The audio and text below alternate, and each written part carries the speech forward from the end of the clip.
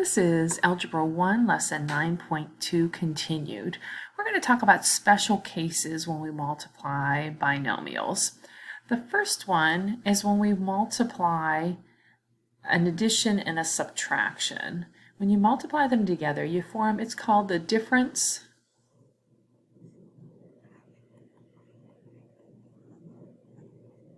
of two squares. So in this case, our first terms have to be the same, our second terms have to be the same, and you have to have one that's addition and one that's subtraction. And the special thing about this is you're going to end up with the first term squared minus the second term squared. That's why they call it the difference of two squares. Let's see how that works.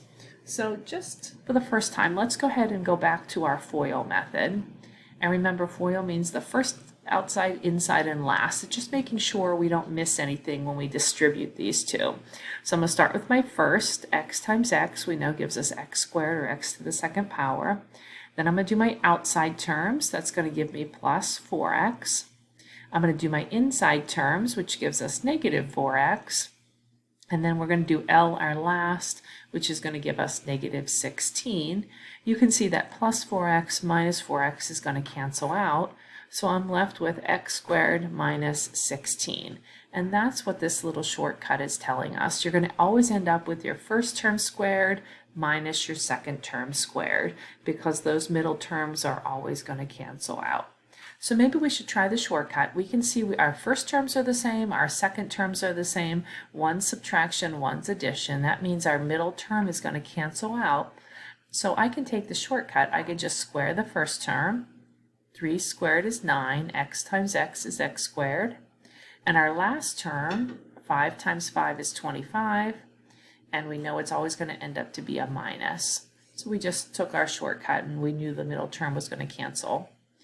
All right, and we said, what happens to the outside and inside? They cancel out.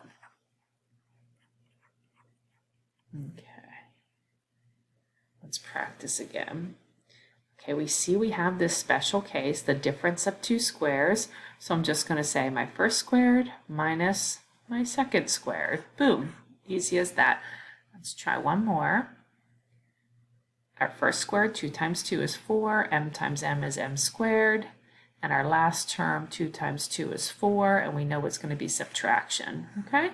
If you're saying, I don't like this, go back to your FOIL. Your FOIL is always going to work for you. Let's talk about another special case.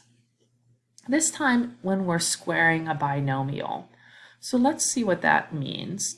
So the quantity a plus b quantity squared really means a plus b times a plus b. So let's go back to our FOIL method and see what happens. This is another special case. So we're going to do our first, so we get a squared. We're going to do our outside, which is going to give us a times b, or ab. We're going to do our inside, which gives us a times b, or b times a. It doesn't really matter what we call it. I'm just going to call it a times b. And then we're going to do our L, our last, which is b times b, or b squared. And you can see we can combine. This is really 1ab plus 1ab. So it's going to give us a squared plus 2ab plus b squared. So you can probably see what's happening here, but let's do one with a minus and then we'll see what the shortcut is. So a minus b quantity squared really means a minus b times a minus b.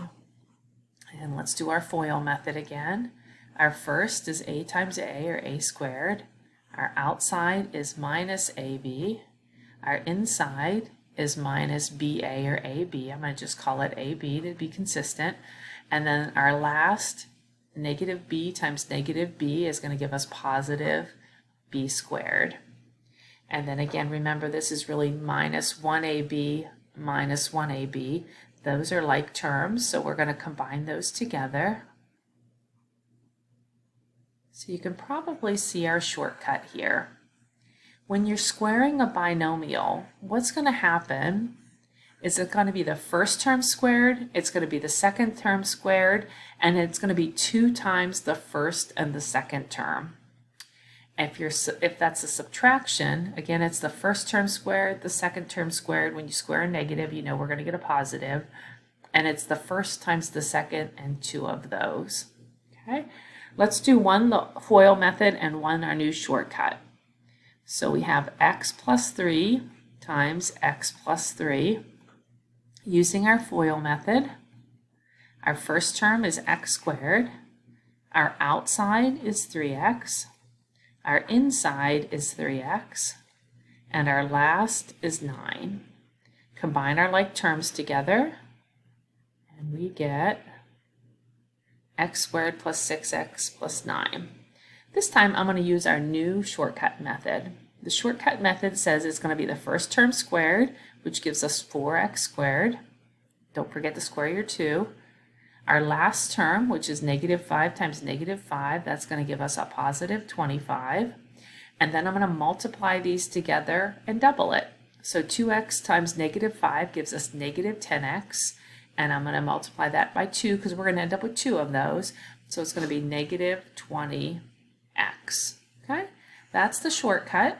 If you like it, use it. If you don't like it, stick with the FOIL method.